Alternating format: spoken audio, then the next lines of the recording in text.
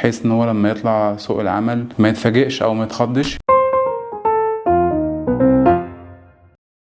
حبيت ان انا اأهل ابني من البداية من صغره، بحيث ان هو لما يطلع سوق العمل ما يتفاجئش او ما يتخضش، يبقى فاهم يعني ايه بروجرامينج، فاهم يعني ايه يقدر يتعامل مع المشاكل ويقدر يحلها، ايه هو الذكاء الصناعي وازاي يتواكب مع العصر على طول. الدنيا بتتطور وكل يوم فيه جديد، وما كناش نحسس اولادنا من البدايه من هم صغيرين يفهموا يعني ايه انجليش، يعني يفهموا يعني ايه كمبيوتر، يفهموا يعني ايه بروجرامينج. كل دي بقت بيزكس وبقت حاجات يعني ما النهارده سوق العمل ما بيستغناش عنها. البروجرامينج النهارده بقت في حياتنا، في كل حاجه في حياتنا. معظم او وقتنا كله بيبقى على الموبايل، اذا كل حاجه بتتعمل على الموبايل لازم اكون انا فاهم بتتعمل ازاي، مش كيوزر، كديفلوبر كمان ازاي اقدر اديفلوب الكلام ده واوفره للناس واسهل عليهم حياتهم اليوميه وتعاملاتهم مع بعض. حبيت ان انا اخلي ابني يجوين من بدري ويفهم كل الاساسيات ويبقى ستيب باي ستيب فاهم ايه اللي بيحصل في البرمجه وفي عالم البرمجه، ويبقى مؤهل ان شاء الله في العمل ان هو يبقى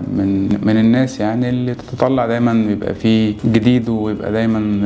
بتطلع ان هو عايز يقرا وعايز يذاكر وعايز يروح ويجي، عايز يعني اخلي طاقته دي تبقى مستغله في حاجه فعلا مفيده، في حاجه هو بيحبها، فيقدر يوصل بسرعه ويقدر